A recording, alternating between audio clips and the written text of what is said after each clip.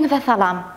Habarymyzyň 2022-nji ýylyň 18-nji awgustyna aqsanyna Özbegistan ýük daşamagy ýöne köýleşdirmek meselesini Türkmenistan we Eýran bilen alalaşýar. Türkmenistan Azerbeýjana benzin eksport etmekde ikinji orunda durýar. Kilimanjaro dagyna internet şekilli 2022-nji ýylyň iň güýçli telefonlarynyň batareýalary synyk edilýäli habarlary size ýetirýäris. Gelin ne bolsa habarmada giňişlerini geçelim. Özbegistan ýük daşamagy ýöne köýleşdirmek meselesini Türkmenistan we Eýran bilen alalaşýar.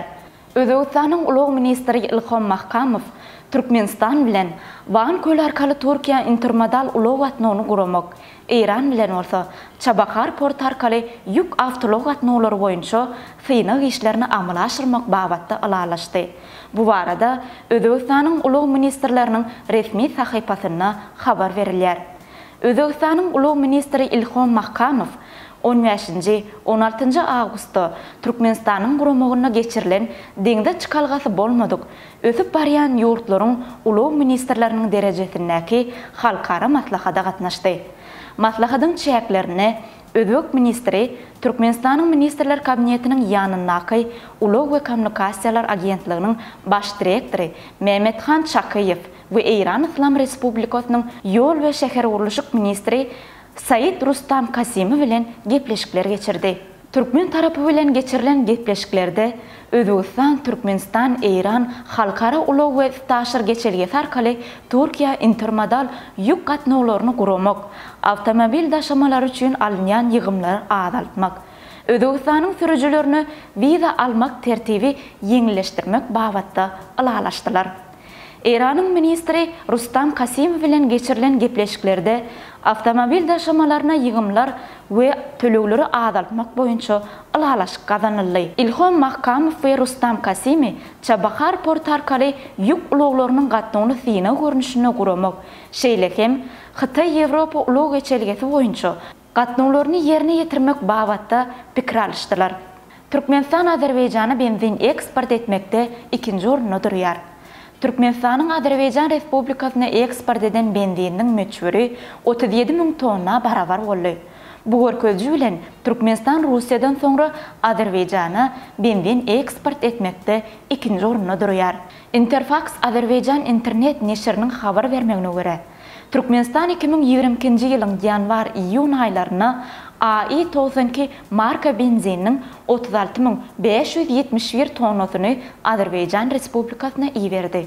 Deýişli hasabat döwründe Türkmenistanyň eksport eden AI-92 marka benziniň bahasy 41.073 million dollary deň boldy.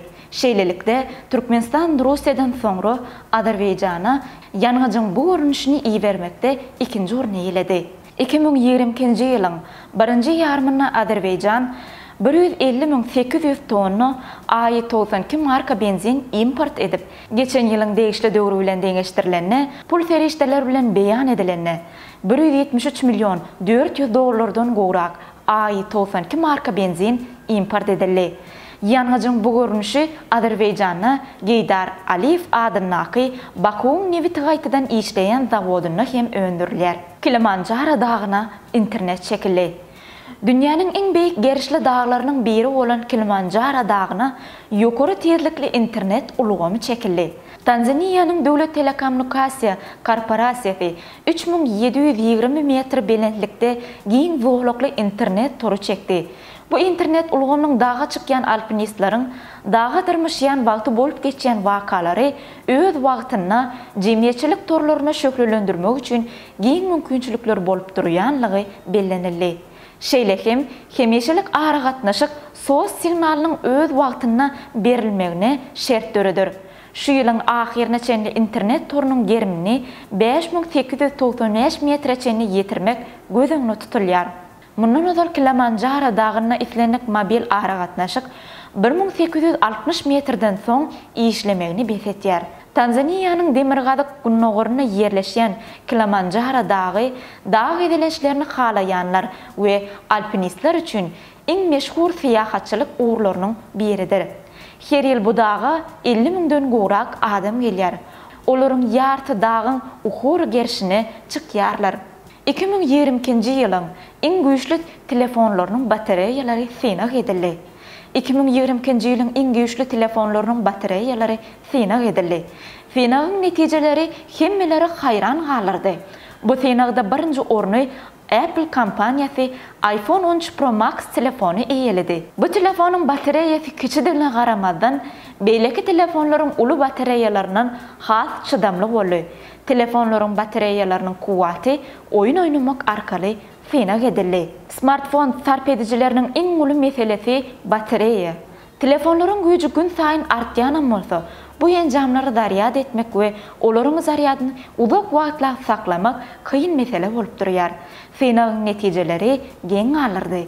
Uzak möhletliğin ulanışda batareýalaryň ululygy ýeketek faktor däl.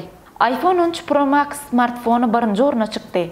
Kuwatlygy bary ýoğu 4352 mAh bolan bu telefonyň prosesi şeýle bir täsirli bolan özünden has köp mAh telefonlarynyň öňe geçmegi başardy. Synaga göre iPhone 13 Pro Max bilen oýun oýnanlaryna onuň batareýasy 10 sagat 35 minut çydady. Sanawdaky ikinji orundaky Xiaomi 12 Pro 9 sagat 38 minut. Üçüncü orny eýeleýän OnePlus 10 Pro 9 sagat 19 minut çydamly boldy. Dünýä welli Samsung kompaniýasynyň telefonlarynyň batareýasy bolsa, Samsung Galaxy S Fold 4 9 sagat 18 minut. Samsung Galaxy S Flip 4 9 sagat 4 minut. Samsung Galaxy S22 Ultra bolsa 8 sagat 56 minut daryadyny saklap bildi. Hormatly tamaşaçylar, bizde peýdaly maslahat bölümini Türkmenistanyň Adalet Ministrligine salgylanyp, Atawatan Türkmenistanyň kötken peýdaly maslahat sahypasyna öň ýerleşdirilen käbir peýdaly maslahatlary size ýetirýäris. Nikah baglaşmagyň umumy tertibini düşünürseňiz. Nikahın bağlaşılmagynyň döwlet tarapyndan belligi alınmagy raýat ýagdaýynyň namalarynyň ýazgysynyň edarasy tarapyndan geçirilýär. Nikah ýaşy 18 ýaş diýip bellenilýär. Aýratyn halatlarda esas sebäpler bolan mahalyna howsarlyk we howunarlyk edaralary tarapyndan nikah baglaşmak isleýän adamlaryň haýyşy boýunça nikah ýaşy 1 ýyldan köp bolmadyk wagtda peseldilip bilinär. Şu ýagdaýda şeýle adam nikah baglaşylan günden başlap doly meçhurdy kämillik ukybyna eýe bolýar. Şonda onuň kämillik ukyby nikah bolan halatyna hem doly meçhurda saklanyp galýar. Nikah ýaşyna ýeten we nikah baglaşmak isleýän adamlaryň olaryň biriniň ýaşaýan ýerinäki ýa-da olaryň ata-enesiniň ýaşaýan ýerinäki edaralaryna arda bermegi haklydyrlar. Ardada olar özleriniň umumy familiýasy hökmüni, er aýalyň haýsatynyň familiýasyny saýlamak isleýänliklerini ýa-da her biriniň nikah baglaşmagyndan öňki familiýasyny saklamak isleýänligini, olaryň her birini özüniň nikahda durganlygyny we şol nikahdan çağalaryň bolanlygyny, bilelikdäki çağalarynyň bardygyny görkezmelidirler. Ardanyň ýanyna pasport ýa-da onuň ýerini tutýan resmi nama goşulýar. Nikahın bağlaşılmagy, nikah bağlaşmak isleýän adamlaryň gatnaşmagyny, olaryň edaralaryna arda beren gününden başlap bir ay geçenden soň geçirilýär.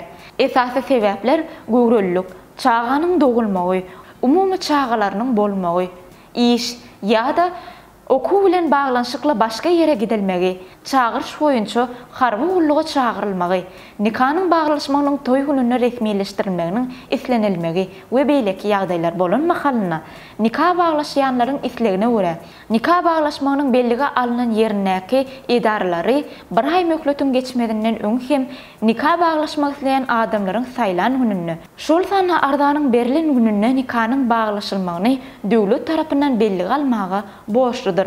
Hormatly tamaşaçylarymyz, şeýle hem Türkmenistanda üstaşyr geçirmek boýunça ähli resmi namanyň taslamasyna badalygy berildi. Maýmun mama keseli 9-njy ýurtda hasaba alyndy. Kazan Türkmenabad uçur gatnawy barada möhüm habar. Manchester United topary Kasmirov bilen gazaklanýar. 18 awgustda ýyllar näme diýär? Günnelik täleýnama ýaly habarlary okap bilersiňiz. Saýlanan habarlar gepleşigimiziň bugünkü sanyna size ýetirmek isleýän habarlarymyz şulardan ibaret. Gepleşigimiziň indiki sanlaryna diýdarlaşýança hoş wagtyňyz.